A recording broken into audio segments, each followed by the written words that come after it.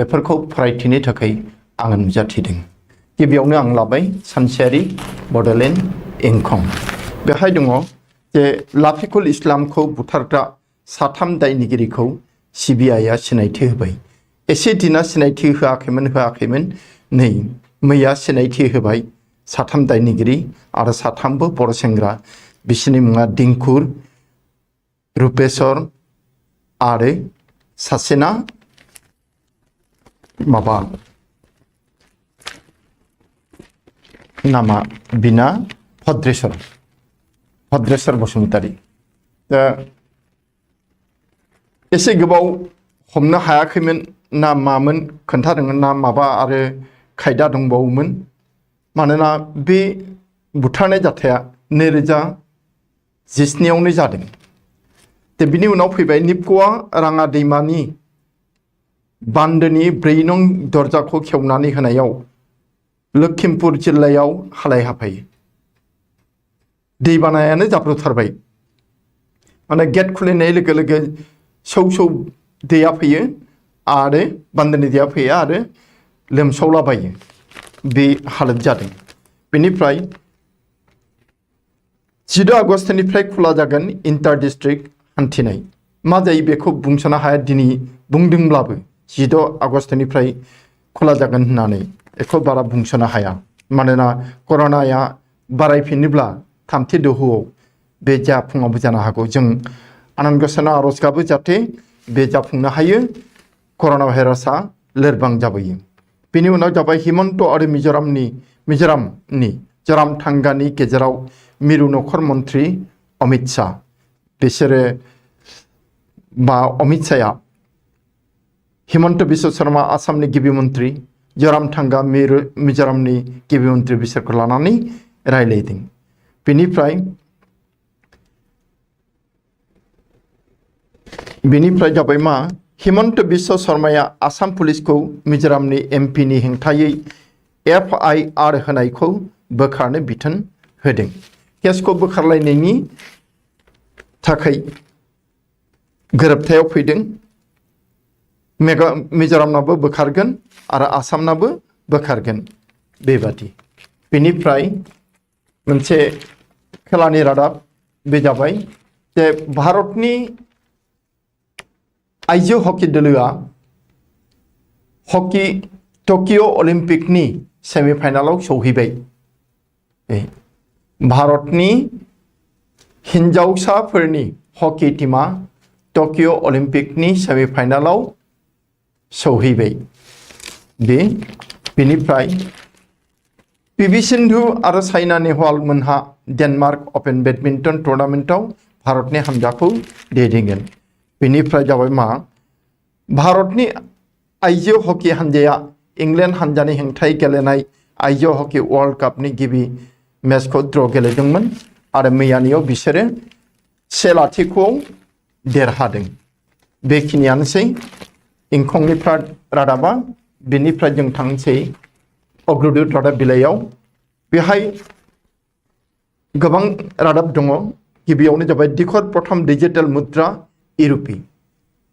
टे डिजिटेल रां बेखौ इरुपि होननानै बुंदों।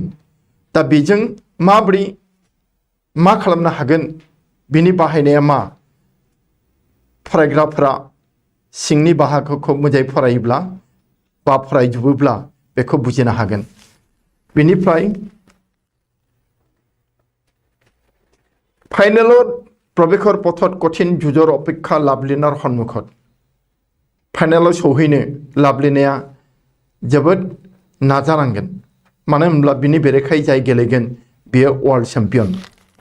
बेनिफ्राय जाबाय मा बुंदों बरफ गलिसे नरम स्थितिलै अखम मिजोराम दिल्लीत प्रधानमंत्री हैखात उत्तर पूबर BJP हांहरदर मुख्यमंत्री निर्देशत 5 आगष्टत आइजललै मन्त्रीद्वय बरा सिंघाल परस्पर बिरुद्धि गसर प्रत्याहार। आसामाबो होदोंमोन, मिजोरामाबो आसामनि बेरेखायै होदोंमोन, पुलिसजों होदोंमोन आरो चिफ मिनिस्टारखौबो होदोंमोन। बेफोरखौ दा बोखारलायनाय मोनसे गोरोबथायाव फैदों सानलायनायाव। दा बेखौनो बुंदों बरफआ गोलैनो हमबाय रावबो गोख्रों नंलिया मिज'रामनियाबो नंलिया बे आरो नोरोम स्थितियाव फैबाय। ओमफ्राय आसामनि जि एमपिफोर बिसोरो दिल्लीयाव गाहाय मन्थ्रिखौ लोगो हमदों।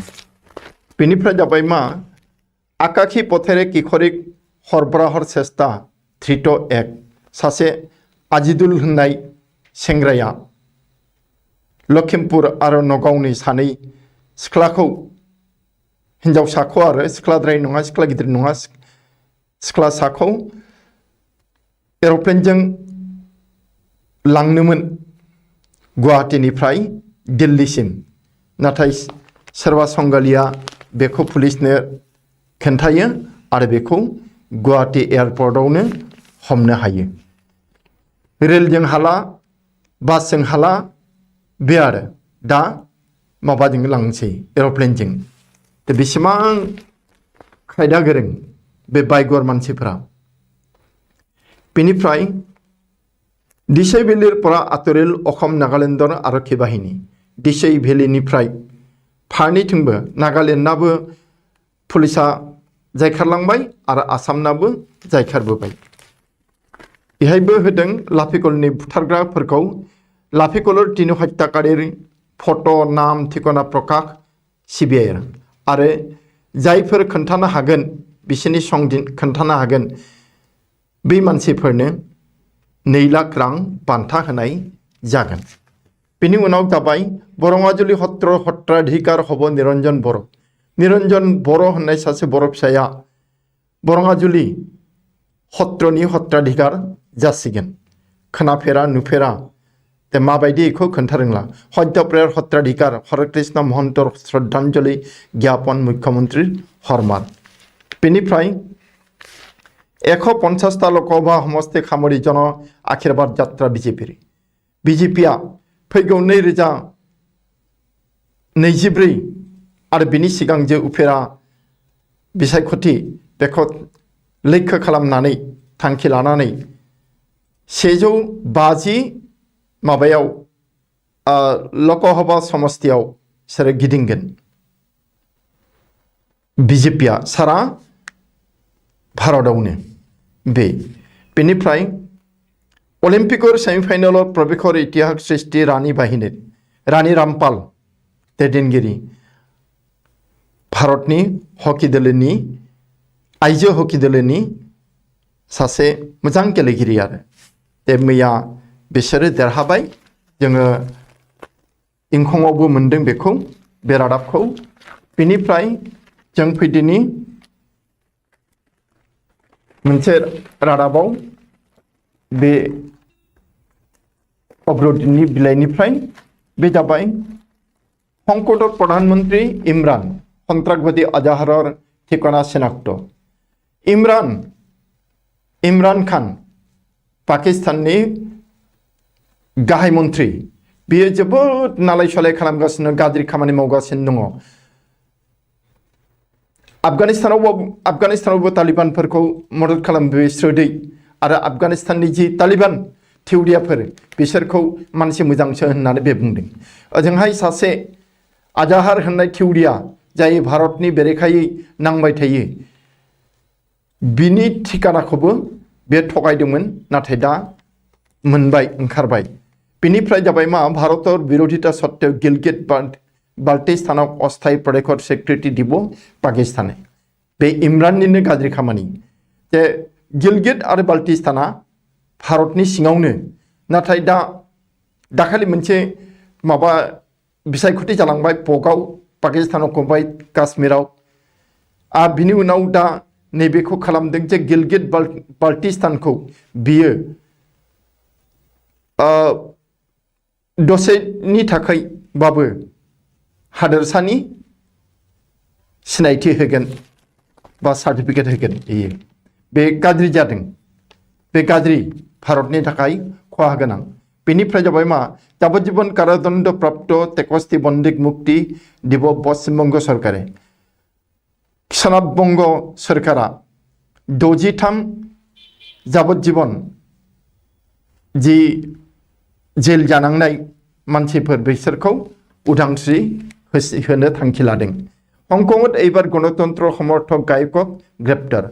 हंकंआव एबार जे सुबुं दारानि माबा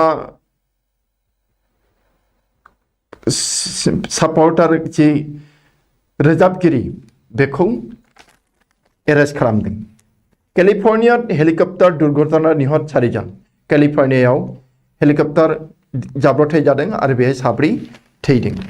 बेनि उनाव फैदोंनि जे भारतर प्रथम प्रधानमंत्री हिसाबै निरापत्ता परिषदर सभापतित्व करिब मोदीए मैयाबो बे ओंखारदों जे भारतनि गाहाय मन्त्री नरेन्द्र मोदीआ सिकिउरिटि काउन्सिल इउएनअनि सिकिउरिटि काउन्सिलनि मोनसे मेलाव आफादगिरि जागोन मासि दैदेननानै आफादखौ सलायगोन आरो धरखनार अभियोगत चीनर ग्रेप्तार दीपिकार सह अभिनेता क्रिस उ दीपिका पादुकननि को एक्टर सासे बे चीन देशनि अरिजिनेलि बिनि मुङा क्रिस उ बेखौ हिन्जावसाफोरखौ सिख्लासाफोरखौ जिनाहारि खालामनायनि दायाव चीन देशा एरेस्ट खालामदों। बे गमाव नंगुबैयाव चीन देशनि नाथाय थायो कानाडायाव बियो गोबां गाज्रि खामानि मावबोगासिनो दङ। बे सेंग्राया नामा क्रिस उ। बिनि उनाव फैबाय मुलायमक खायखात करि लालुर मन्तब्य। मुलायम सिंह जादबखौ लोगो हमनानै लालु जादबा बुंदों देखक पुजिबाद নহয় समाजबादर प्रयोजन। हादोरनो पुजिबाद नङा समाजबादसो नांगौ। बेनिफ्राय जाबाय मा बांलादेशर शरणार्थी शिबिरत रोहिंगा सन्त्रासबादीर आक्रमण। बांलादेशआव रोहिंगा म्यानमारनिफ्राय खारबोनाय रोहिंगा मुस्लिमफोर दंफैयो। बिसोरनि बादायाव गावसोरनिनो रोहिंगा थिउरियाफ्रा गाग्लोबदों। बेहाय गासै बांलादेशआव 10 लाख रोहिंगा दंफैयो होननानै बुंदों। बिनिफ्राय सामिर कुकीर्तित बिब्रत अभिनेत्री शिल्पा शेट्टीआ फिसायनि गाज्रि खामानियाव लाजिनाय मोनखांदों आरो बे खावलायदों खौरांगिरिफोरखौ रादाबगिरिफोरखौ आरो इउटिउबारफोरखौ जाहाथे बिनि गावनि हारसिंनि जिउआव मोनबो दुखु गैयै दुखु गोनां बा दुखु होनो हानाय रादाबफोर फोसावा। ओरै होनदों व्यक्तिगत जीवनक লৈ कटुक्ति आक्रमण नकरिबोलै जनाले आह्वान। शिल्पा शेट्टीया मोजाङैनो दङ मोजां मानसि जाहाथे बेखौ फिसायनि आसिला लानानै जेबो गाज्रि बुङा बे खोथाखौ बुंदों। बेनिफ्राय त्रिपुरा तृणमूल कांग्रेसर बिरुद्धे तांडव बीजेपी कर्मीर। त्रिपुरायाव तृणमूल कांग्रेसनि सायाव बीजेपीनि मावथिफोरा गाग्लोबदों आरो बेंगलनि जे अभिषेक बेनार्जी बिनि गारियावबो गाग्लोबदों। बेनिफ्राय हेलमन्ड कारागाराव आक्रमण व्यर्थ चेष्टा तालिबानर 38 सन्त्रासबादी निहत। आफगानिस्तानाव हेलमन्ड होननाय जेलखाना दङ बेखौ गाग्लोबनो नाजादोंमोन तालिबाना नाथाय गावसोरो फेलें जायो आरो गावसोरो 38 सा थैयो। बेनिफ्राय जोङो थांदिनि मोनसे पितृमातृक अत्याचारर अभियोगत पुत्र बोवारी खररपारा उलियाय दिले आरक्षीए। बे कलकातानि रादाब बेंगलनि सासे फिसाज्ला बेयो हाबा खालामगोदान आरो बे हाबा खालामगोदान बिहामजोआ गावनि बिहाव बिखुनजोखौ इनायनो अत्याचार खालामो। न'आव फांथेनानै दोनो 2 ताला न'नि गाहाय थालायाव बोराय बुरैखौ थानो होयो आरो गावसोर गोजौआव थायो आरो गोजौआव बिहाव बिखुनजोखौ थांनोनो होआ। जोबोद अत्याचार आरो बे बिसिया बिदि गाज्रि खामानिखौ मावनायखौ नुसेयावबो फिसालाया जेबो बुङा बरंस मालाबा लोगोसो लाफायो। बेनि थाखाय सैज्य हायैनि बिमा बिफाया केस होयो आरो दा पुलिसा मोजां राहा लादों जे फिसाज्ला आरो बिहामजोखौ बे न'निफ्राय होखारहरथारबाय बे न'आव थानो बिस्रा मोन्थाय गैया होननानै। बे बिमा बिफाखौ बिदि अत्याचार खालामो दिनैनि जुगाव बिदि जासै। आगोलावबो दंमोन साफा सानै बिनि उनाव फैबाय जे डिस्कास थ्र फाइनालाव षष्ठ स्थानाव थाकेल कमलप्रीत कौर फाइनाल गेलेहैनो मोन्दोंमोन भारतारि आइजो कमलप्रीत कौराबो नाथाय खोब नाजादोंमोनब्लाबो बियो द'थि मासियावसो थानांबाय थामथि नैथियाव थांनोनो हायाखिसै बे द'थियाव थानांबाय आरो बेनिफ्राय भारतीय पुरुष हकी दलर सेमिफाइनालाव गौरवर जात्रा भारतारि जि हौवाफोरनि हकी दल बिसोरबो सेमिफाइनालाव थांदों आइजोफोरा मैया थांबाय हौवाफोरा दाखालि थांबाय ना जोङो आसा खालामो भारतारि हिसाबै बिसोरो देरहाथारनांगौ बे देरहायोबा जोंहा मेडेल मोनगोन हादोरा मुं जागोन बेनिफ्राय जोङो गुबुन रादाब बिलाइयाव थांदिनि अग्रदनिया बेखिनियावनो जोब्बाय दा जोङो प्रतिदिनाव थांदिनि असमिया प्रतिदिनाव बेहाय दङ प्रधानमन्त्री अभिलाषी आसनि कृषक सन्मान निधिर 554 कोटी हरकुवा दखिर নহल शास्ति जे गाहाय मन्त्रीनि जि अभिलाषी आसनि कृषक सन्मान निधि बिनि 554 कोटी ताकाखौ सोरबा जाख्ल'दों सोरबा जाखुमादों बेखौ मिथिगौ मानसिखौ दायनिगिरिफोरखौ नाथाय बिसोरखौ हमाखिसैबो जेबो शास्तिबो होआखिसै बे बेसेबां गाज्रि खोथा हादोरनि थाखाय दिसपुरे गुरुत्व निदले जिष्णु बरुवार प्रतिवेदन जिष्णु बर' होननाया बै दायनिगिरिफोरनि बाथ्राखौ मिथिनानै रेबसुं होदोंमोन नाथाय जेबो गुरुत्वखौनो होआखिसै इनिफ्राय होनदों 8.35 लाख 8.35 लाख भुवा कृषकर जालियाती गाब सोरखारानो बीजेपी दलोआनो बे बेसेबा लाख जि नंखाय आबादारि जायफोरा बे गाहाय मन्त्रीनि कृषि सन्मान निधिनि थाखा जाखुमादों बा जादों नंखाय सिनायथि होनानै बिसोरखौ हमाखिसै माबानानैसो सिरिसो दोनबाय बेनिफ्राय हिमाय बादत आसे बिदेखि हक्तिरहाट बेखौ बुंदों बीजेपीनि मानसिफोरा जे बे जे आसाम हादोरसाया गावनि नसुंसेनि हादोरसाफोरजों सिमना जेंना दङ सिमनानि थाखाय नांलायलायनाय बेहाय बिदेशिनि आखाइ दङ बिदि होननानै बुंदों नंगौना नङा बेफोरो जोङो बुंस'नो हाला जाहक सिंनि रादाबखौ फरायबा एसे हमनो हागोन आरो बेनिफ्राय जाबाय मा सेवा शिक्षा संसदर त्रुटिपूर्ण मूल्यानक लै राज्यर प्रतिबाद जे फरायसा बिमा बिफा बिसोरो सेवानि जि रिजाल्ट होनाय बेखौ आरो काउन्सिलनि रिजाल्ट होनायखौबो गनायाखै उख्रायदों गोजोनाखै आरो बेखायनो बेनार पस्टार लानानै मिছিল खालामदों आरो फरायसालिफोरखौ बुख्रेब सुख्रेब खालामदों बे आरो बेन्सारिफोर बुख्रेबदों न'खरथ' आरो बहा बुख्रेबगोन बे बेनिफ्राय जाबाय अखम आरक्षीर बिरुद्धे गसर प्रत्याहार डेक जरामथांगा मिजोरामनि गिबि मन्थ्रिया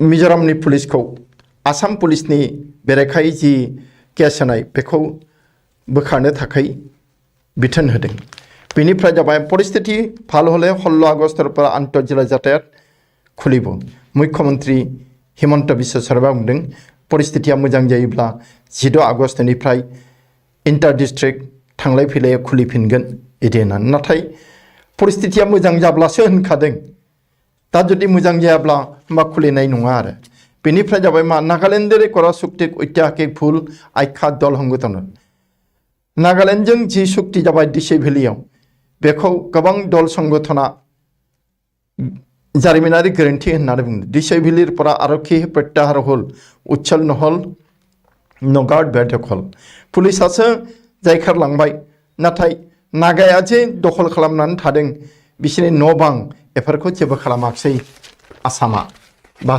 आसाम सरकारा बे दुखुनांथाव आरो बेनिफ्राय जाबाय पेगासास काण्डर तदন্ত বিচাৰিলে नीतीश कुमारा पेगासास जि जाथाय बिनि संदाननो दाबि खालामदों। बेनिफ्राय प्रधानमंत्री हर यज्ञ जेडीयूर प्रधान अतीर्थर मन्तव्यखौ व्यापक चर्चा। जेडीयू जनता दल इउनाइटेडनि गाहाय बेयो देशनि गाहाय मन्थ्रि जानायनि यज्ञता दं होननानै बुंदों आरो।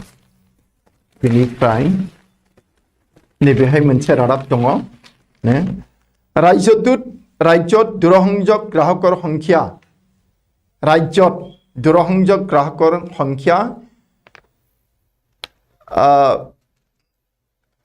26,893,085 गराकী। অসমত ভি এয়াৰটেলৰ গ্ৰাহক হ্ৰাস। आसामाव मा एयारटेलनि ग्राहका खमायदों। बेनिफ्राय दस्रायाबो खमायदों किन्तु अबा जोबोद बांदों आरो एयारटेलनिखौ खमायदों होननानै बुंदों। जिखियानो जादोला जे नैबे मोनसे विश्वमदर वन्दे भारत रेल स्टेशन आन्तगाथनि उन्नयन स्टेशनफोरखौ बानायफिनबावदों आरो भारतखौ जि मुलुग मान मोननाय रेल बिफाननि सिरियाव दैखांनो नाजादों आरो रेलखौबो नाजादों रेलगारिखौबो आरो भारतीय रेलक नतुन गति प्रदाনৰ लक्ष्य रेल विभागर रेल बिफाना बेखौ नाजादों माबानि बादि जापाननि बादि बुलेट ट्रेन बादि खालामनो नाजादों आरो। बेनिफ्राय जोङो गुबुन गांसे रादाब बिलाइयाव थांनोसै। बे जाबाय आमार अखमावबो बे अग्रदूत प्रतिदिन बेफोराव थानाय रादाबफोरानो दङ। दा ओरै होनदों मूल्यायन वंचित छात्र छात्री सेवा घेराव राज्यर बहु ठाय तुमुल प्रतिबाद। जायफोर फरायसाया फेल जादों आरो सोरबा मोजां नम्बर मोननांगौ मोजां नम्बर मोनाखिसै बेफोर गोजोननि फरायसा आरो बिसोरनि बिमा बिफाफोरा मा सेवा अफिसखौ बामुनि मैदानाव घेराव खालामदों। परीक्षा নহল অবাধে হৈছে বিক্ষোভ। বঞ্চিতৰ বাবে CBS বিশেষ পৰীক্ষা। CBSआ गोदानै मोनसे परीक्षा फाथिगोन जायफोरा माबा आगोलाव परीक्षा होदोंमोन नाथाय नै एबारनियाव परीक्षा होनो फर्म फिलआप खालामाखैमोन बिसोरनोबो होगोन आरो सोरबा गोजानाव थांनानै खालामनो हायाखैमोन बिनिबो राहा लागोन बेखौ होनदों। भेनलाल भेनार बिरुद्धे गसर प्रत्याहार आइजोले अखमर मन्त्रि। भेनलाल भेनाया जाबाय मिजोरामनि सासे माबा MP बेनिफ्राय बिनि एगेन्स्टै केस होदोंमोन आसाम पुलिसा। दा बेखौ बोखारबाय आरो आइजालसिम जराम थांगामोनजों रायलायनो थाखाय आसामनिफ्राय सानै मन्त्रि थिनहरदों जोंनि गिबि मन्त्रि हिमन्त बिश्व शर्माया। बेनिफ्राय लाइलापुर पाছত एबार लाइनपुर हिमन्त संघात। लाइलापुराव गैथला नाथाय लाइनपुराव जालायबाय। बेबो मिजोराम आसाम सिमना। बेनिफ्राय निबनुवार आत्महत्यार हार बारिसे 26%। जे खामानि गैजारोङि साख्रि गैजारोङि मानसिफोर बिसोरनि सुइसाइड जानानै थैनायनि अनजिमाया बांदों 24% बांदों। गाज्रि खोथा बियो। बेनिफ्राय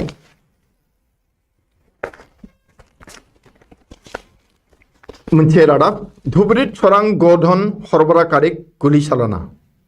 बे मोसौ लांखारग्राफोरखौ धुबुरीयाव गावदों पुलिसा।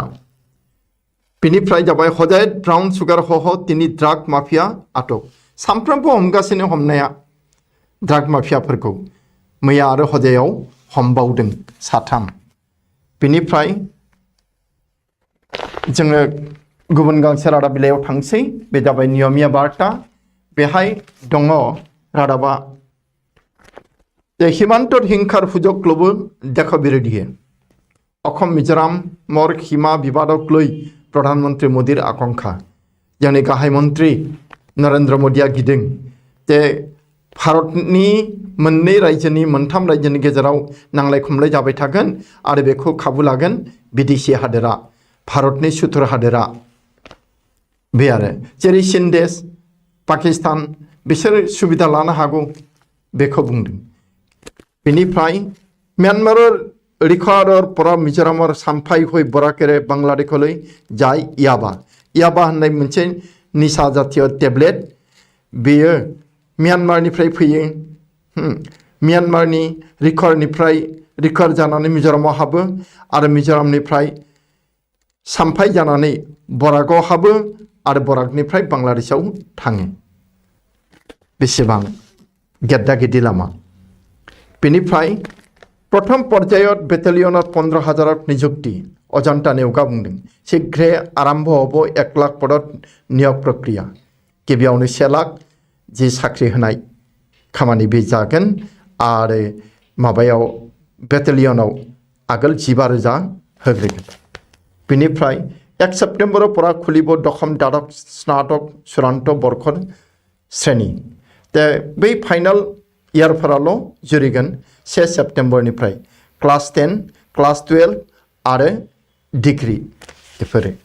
बेनिफ्राय जाबाय मा सयगावत 7 किलोमीटर मडलगुरि प्रधान शिक्षयित्री बाखबन घेराव बेहायबो बे मेट्रिक आनजादनि फरायसाफोर जायफोरा गोजोनाखै जायफोरा फेल खालामजादों जायफोरा लुबैनाय नम्बरखौ मोनाखै बिसोरो गाहाय फोरोंगिरि हेडमिस्ट्रेस बिनि न'खौ घेराव खालामहैदों।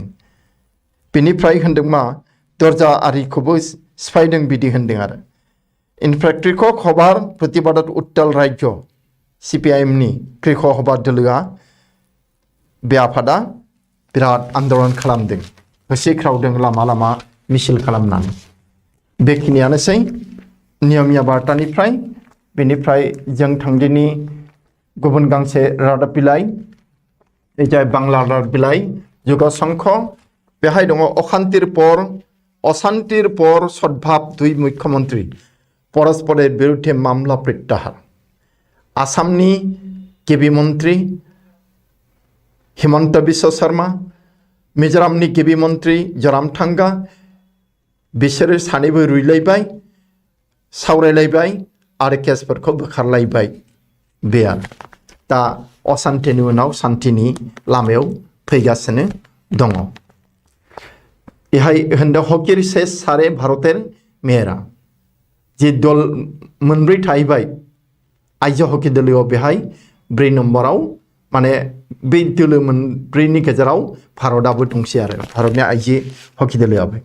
16 আগস্ট থেকে আন্তঃজেলা যাতায়াত শুরু इंगित मुख्यमंत्री गिबि मन्त्री हिमन्त बिश्व शर्माया 16 আগস্टनिफ्राय इन्टार डिस्ट्रिक्ट थांलाय फैलाया सोलिफिननो हागौ इदि होननानै बुंदों।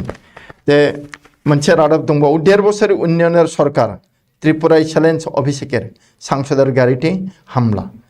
अभिषेक बेनार्जी बेंगलनि बियो बे त्रिपुरायाव थांनानै अर्गानाइज खालामहैदों। दा 1.5 बोसोराव जेबो जौगानाय खामानि जायाखै जाख्लनायल' जादों बे खोथाखौ बुंदों।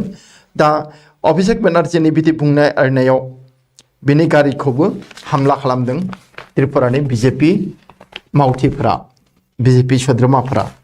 बे थांबाय जुग संख।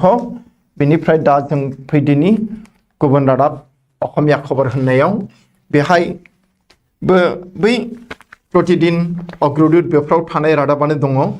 बेखायनो जोङो बाख्ल'नानै फरायनांसिगोन। बे जाबाय महानगरी ट्राकर परा धन संग्रह कनिस्टेबल 3 हमगार्डक बरखास्त आयु हमगार्डफोराबो साख्रि थांनांबाय। पुलिसनि बोलोआवनो बेफोर जायो। सासे पुलिस आरो 3 हमगार्ड माबायाव हाइवेयाव राजा लामायाव ट्राकफोरनिफ्राय थाखा लानायनि थाखाय हमजानानै साख्रियानो गैला साख्रिनिफ्राय होखारजाबाय। बेनिफ्राय बन्द হয়ে থাকিব आन्तर्जाला যাতায়াত प्रकाश पाले नतुन SOP गोदान SOPआव मा बे जे इन्टार डिस्ट्रिक्ट थांलाय फैलाय बे बन्द जानानै थाबाय थागोन होननानै बुंदों। ओजोंहाय बुंदोंबा 16 आगस्टनिफ्राय खुलिनो हागौ मा जायो नायनि सोर मा बुंदों सोर मा बुङाखै बेनिफ्राय स्टिमिट हওয়ার দিকে করোনার দ্বিতীয় জোয়ার বিভিন্ন রাজ্যের বিদ্যালয়ের আরম্ভ পাঠদান যে করোনাया एसे सुग्लायनो हमदों बेनिखायनो भारतनि गोबां रायजोआव स्कुलफोरखौ खुलिनो हमबाय जेरै गुजरात हिमाचल प्रदेश हारियाना मध्य प्रदेश पान्जाब उत्तराखंड छत्तीसगढ़ बिसोर खुलिबाय आरो खनसे बुंबावनो सोर सोर रायजो गुजरात हिमाचल प्रदेश हारियाना मध्य प्रदेश पान्जाब उत्तराखंड छत्तीसगढ़ आसामा खुलिनो हायाखै 1 सेप्तेम्बरनिफ्राय खुलिनो होनदों दिल्लीनि मुङाबो गैया इहाय दिल्लीयाबो खुलिनो हायाखै आरो खुलियानो गाहाम दिल्लीया बेनिफ्राय आगियार बालिजाना जातीय विद्यालय उत्तप्त परिस्थिति बेनो गोसो गोजोननि फरायसाफोर बिसोरो होख्रिख्रावगासिनो दं आरो बेनिफ्राय जों दा थांदिनि दैनिक जन्मभूमि होननाय रादाब बिलाइयाव बेहाय दङ मित्रदलक निहकटिया करार चक्रान्त बे एजिपि आरो इउपिपिएल खौ लोरबां खालामनायनि मोनसे थांखि बा प्लेनिं दङ बिजेपिया आसामाव बेखौ होनदों जायनि थाखाय गावसोर 64 जि एबसोल्युट मेजरिटी मोननो थाखाय 64 नांगौ नालाय 64 एमएलए दा बे 64 खौ खालामहैथारनो आरो जाहांथारसैबो बारा नांला फनि तालुकदारा थांबाबो जाहैसिगोन बिदि जाहैबाय बेनिफ्राय मा आलाप आलोचनारे हिमा समस्या समाधानाव गुरुत्व मोदीर नरेंद्र मोदीया सावरायलायनायनि गेजेरजों सीमा जेंनाखौ सुस्रांनायनि बागै गोसो होदों बा बिथोन हरदों बेनिफ्राय जराम थांगाले आलोचनार बाबे 2 मन्त्रीक मिजोरामनि प्रेरण मुख्यमंत्री जोंनि गिबि मन्त्री हिमन्त बिश्व शर्माया आसामनि 2 मन्त्री जेरै अतुल बरा आरो बेजों लोगोसे सासे मिजोरामाव थांनानै जराम थांगाजों रायलायनो थिनहरदों बेनिफ्राय नामभर्तित सृष्टि हब बृहत समस्या बेसेबां लाख लाख फरायसा पास जादों ओजोंहाय मासिफोरानो खम ते प्राय 2 लाखफ्राम मासि खम जायो हायर सेकेन्डारियाव एसे खम आरो हाई स्कुलाव बे बांसिन आरो होमबा मा जागोन बेखौ लानानै सिन्ता खालामदों बे थ' बुंदों शिफ्ट खालामगोन morning shift day shift night shift बिदि खालामनो होनदों दे खालामबानो जाबाय जोङो समस्याखौ सुस्रांनांगोन बेनिफ्राय मोनसे रादाब 4टा प्रतिष्ठानाव नेगेटिभ लिस्टेड करिले केन्द्रय मिरु सरकारा 4 ठिकादार आफादखौ नेगेटिभ लिस्टेड खालामदों ब्लेक लिस्टेड ड्राइ होनाखसै बेहाय नेगेटिभ लिस्टेड खालामदों बोसोरसे बिसोरो जेबो टिका मोननाय नङा गावसोरनाव आखायाव जि खामानि दं बेखौ मावनांगौ बुंदोंबा बिसोरो खामानिखौ थिग मथे मावाखै बिसोर 4 लेन खामानि मावगासिनो दं 4 लेन लामा बानायनायनि एखौ थिग मथे बानायाखै दा बेनि थाखाय मिरु सरकारनि खाथियाव बे अजद थांदों आरो मिरु सरकारा बे खामानिखौ आखायाव लादों जे 4 आफाद जेरै गेमन इन्डिया लिमिटेडबो दङ इनिफ्राय माबाबो दङ बे दुनि होननाय बिदि 4 खौ ब्लेक लिस्टेड नङाबाबो नेगेटिभ लिस्टेड खालामबाय आरो ब्लेक लिस्टेडआ जोबोद गोख्रोंथारसिन जायो बेनिफ्राय जाबाय इतिहास रचना करिले महिला हकी दले भारतारि आइजो दलआ हकी दले बे टकिअ अलिम्पिकआव गेलेनानै क्वार्टार फाइनालनिफ्राय फाइनालाव थांबाय सेमिफाइनालाव थांबाय बेनो मोजां रादाब आरो बेनिफ्राय 200 मिटार तो हरदा करिले दुटिए 200 मिटारावबो नार्भास खालामबाय दुटि होननाय भारतारि गेलेग्राया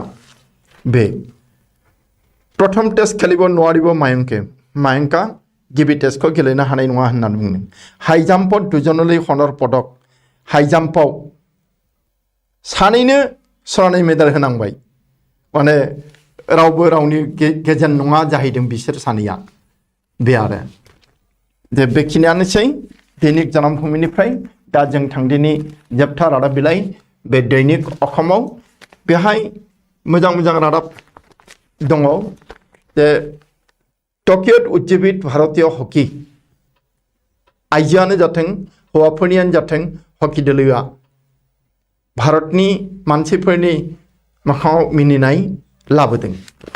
बीजेपीर संख्या गरिष्ठता अर्जनर सपन कांग्रेसी विधायकर उच्चाकांक्षा बय हब और 25 कोटी टाका 25 कोटी टाका बाहायनानै आरोबाव बिसोरो मानसि बायगोन खोमा आरो थेवब्लाबो 64 खालामथारगोन। बे सेप्टेम्बर अक्ट'बर राज्य उपनिर्वाचन सेप्टेम्बर एबा अक्ट'बराव जोंनि हादोरसायाव आसामाव बे उफेरा MLA इलेक्शना जागोन आरो बिनियावनो बिसोरो बीजेपीआ एखे एब्सोल्युट मेजरिटी मोननो थाखाय नाजाथारगोन। बिनि थाखाय 25 कोटी रां बाहायगोन बे जादों। बिनिफ्राय जाबाय मा 100 बोसोराव शिक्षक बृद्धि मात्र 598 6 बोसोराव फोरोंगिरिनि अनजिमाया बांदों 598 598 बांदों। बेसेबां मासि मास्टार साख्रिनि जायगा लांदां जानानै दङ। फरायसाफोरनो फोरोंनोनो इसेबां मास्टार नांगौ नाथाय मास्टारानो गैया। दा फरायसाफोरा फैयो थाङो बे आरो जिफोर मास्टार दङ बिसोरबो गोसो बायलायलांबाय। बिनिफ्राय होनदों मा दुष्प्राप्य हलौ बान्दर संरक्षणर बेबस्था दाबि। बे जे हलौ बान्दर होननानै हलौ मोख्रा बेखौ बेंखनथाय होनांगौ होननानै दाबि खालामदों सोरखारनि खाथियाव। बिनिफ्राय मोनसे मा अखिल गगैनि रादाब चलित विधानसभाते आंतराज्य सीमा नीति जुगतुआर दाबि अखिलर फैगौ जि माबा आयेन आफादनि जथुमनाय गाबोननिफ्राय जथुमगोन बेहायनो सिमना नीतिखौ थिग खालामनांगौ होननानै बिथाङा बुंदों खावलायदों। बिनिफ्राय मोनसे जाबाय मा আজি भारतर सन्मुखत विश्व चेम्पियन बेलजियाम हकीयाव दिनै हौवाफोरा बेलजियामनि बेरेखायै गेलेगोन। बेलजियामा जोबोद गोख्रों हकी खेलायाव हौवाफोरनियाव आरो बे चेम्पियन वर्ल्ड चेम्पियनखा। दा बेजों गेलेनानै देरहानांगौबा भारतारिफ्रा जोबोद मोजाङै गेलेनांगोन। बिनिफ्राय जाबाय मा भालारि अलमानर स्वर्ण पदक महिलार डिस्कास थ्र'ट कमलप्रीत षष्ठ स्थानाव जे कमलप्रीतआ फाइनालाव थांदोंब्लाबो जेबो मेडेल मोनाखिसै बे 3थि पजिशनावसो थानांबाय। दा हिन्जावफोरनि बे डिस्कास थ्र'आव माबाखौ मोनदों बान्थाखौ मोनदों भालारि अलमान होननाया बे। बेनिफ्राय टकिअ एथलेटिक्स क्षेत्रत मानवतार जयगान रूपान्तरित शान्तिर प्रांगणले दा टकिअ एथलेटिक्स जि अलिम्पिक खेलानि एथलेटिक्स गेलेनायाव मानवतानि जयगान होनदों। बिनिफ्राय আজি अभियान आरम्भ करिब भारतर रेसलारे दिनैनिफ्रायसो भारतनि रेसलारफोरा गेलेगोन। बेहायबा मा जायो शुटिंआवथ' जेनबायानोसै एखे सासेनिफ्राय सासे जेनगासिनो शुटिंआव।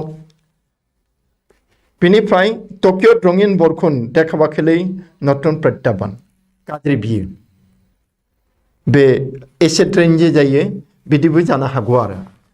दा जोंनि जि रादाब फरायनाय बेखिनियानोसै।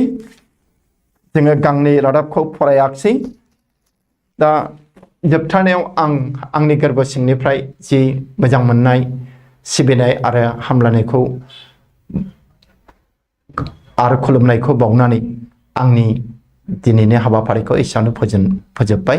गोजोन्थों।